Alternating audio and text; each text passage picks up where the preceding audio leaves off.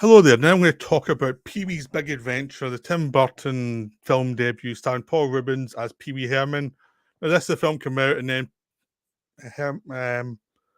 Ruebens did Big Top Pee-wee as a film, but also did Pee-wee's Playhouse, which was a big children's show that lasted for years, really, which had lots of it Lawrence Fishburne got a part when he was in down his luck actor before he got his career resurgence. So he was in Pee-wee's Playhouse. So now Ruben's just recently died.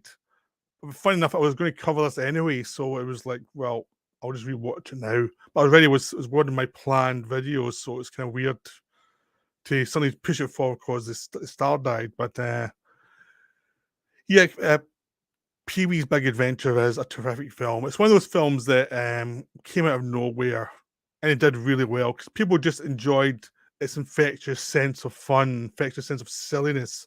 That this is a world of Pee-wee Herman, who is a man, a child in a man's body, and a lot of his sensibilities are that of a child, and a certain type of bizarre child that, you know, is playful and silly and mean at times and self-absorbed, but also very good-natured and fairly decent. So it becomes a character you like despite the flaws, and it does that childish sense of wonder that really Tim Burton can pull off because this was his early film. So this is before Tim Burton of Batman Returned that got a bit darker. This is him. Oh, I got to do a movie. So even though the film, you can see, it doesn't have the biggest budget. It has a decent sized budget because it's a studio film, but you get a sense of having to do this stuff fast because the lighting in this film is far inferior to the lighting in most Tim Burton films. It is shot fairly, plainly to suggest they had very basic setups to do that, to do this setup, this setup, this setup, and plan ahead and do it. And they probably didn't have enough time to light certain scenes the way they would probably want to.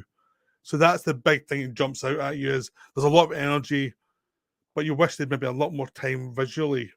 But it doesn't matter ultimately because the people behind it understand what film they're making, so that some of the kind of visual drabness of the photography is made up for in the character design and the energy of the editing and the music and the energy of the acting, because all the actors get what film they're in.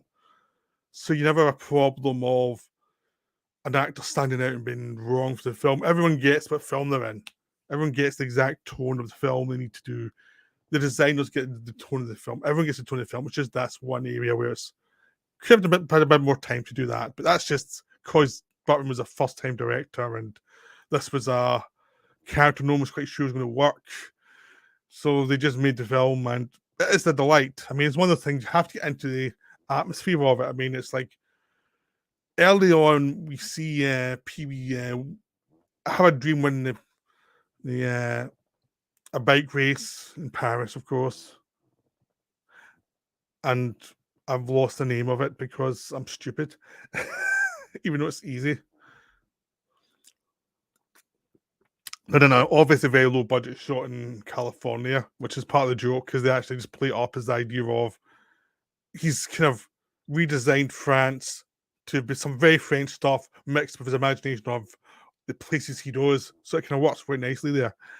And basically, then he wakes up, realizes he's dreaming, and he does his morning routine, which is a bunch of silly gags to show how childish he is. There's some wonderful things like you think it's a view, and then you see this fish in the view, and you realize it's a fish tank where the window is.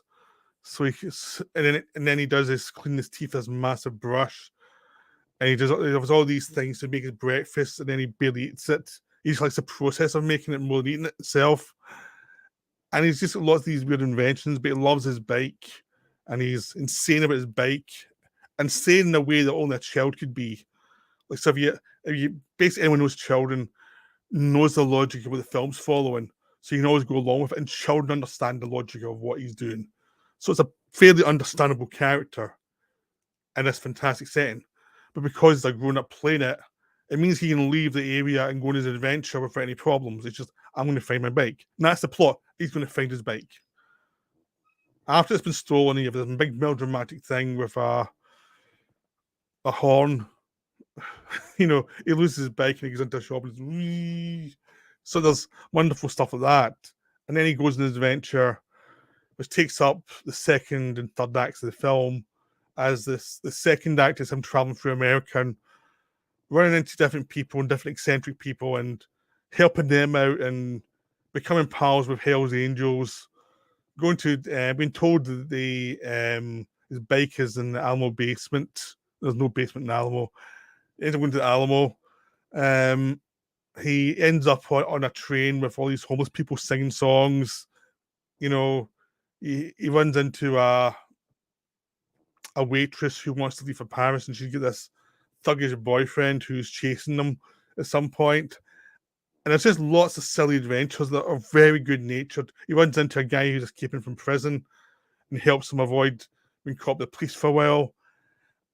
And it's just, he runs into the ghost of a woman trucker who died 10 years ago. There's just lots and lots of story beats I've seen before, but they're done with that extra special oomph and slight surreal overemphasis that just makes it work. And it's all very good natured because Peewee's a good natured character. And then the final third is he discovers where his bike is and he has to steal it from this movie star. It's been stolen and sold to a movie star. So he has to steal it back from the studio lot, which leads to chaos in the studio lot as he ends up driving his bike through, these various films, from like Godzilla films to beach party films, all films that are no longer getting made in America, which makes it even funnier as the idea of the studio lot is time locked in the 60s. So it's a world that's not quite our world. This idea of what films are is different from our reality of what films are. So it has this charm to it. It's a very retro charm. The whole film feels very retro, very much based on the emotions of the 50s and 60s or the early 60s. And it just works. Everything about it works. It's one of those films that it shouldn't work, but it does work. Everything just, and that's what Tim Burton did when he was younger, was like taking all these elements together, and he would just find an emotion through them and say, this is right, this is wrong.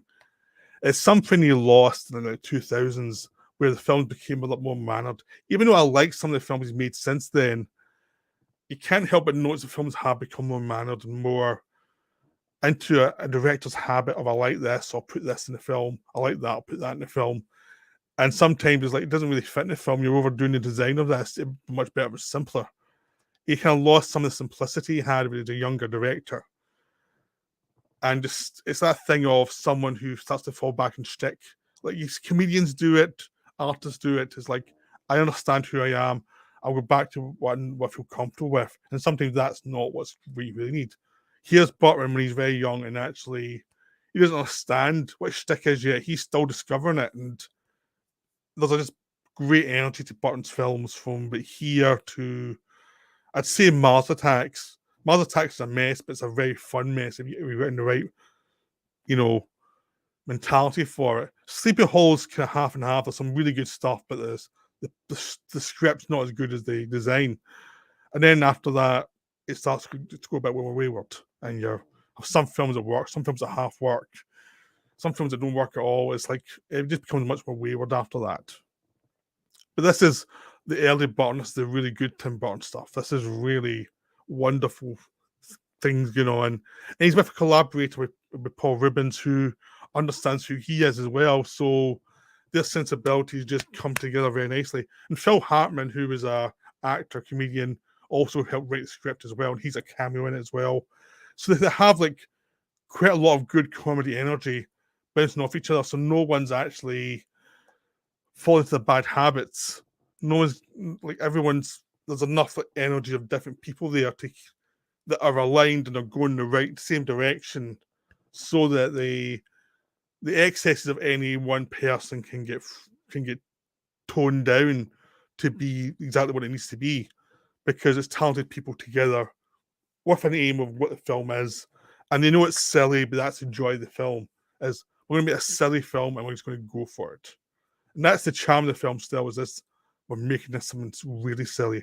And that's why it's still charming as hell even now, because you can feel it in the film. You just feel that they're having a lot of fun. And even the limits of the budget don't affect that. So that's my take on Pee-wee's Big Adventure. I mean, Ruebens had some issues with the law in the early 90s, which ruined the Pee-wee character for a while. But you can see him in different films. He was in Batman Returns with Tim Burton, playing the Penguin's dad. He was in Buffy the Vampire Slayer, the movie, the best part of that film. He showed up in Mystery Men, and he turned up in different things, and he was a good actor. So it was one of those things. He had a fall, but people seemed to like him, so they kept on putting him in things. So he always still had a career, even though it wasn't the peak of what Pee Wee Herman was. So there we go. So I hope you enjoyed this video. Hope it was interesting to you, and I'll be back soon with some lists after this. Right, bye for now.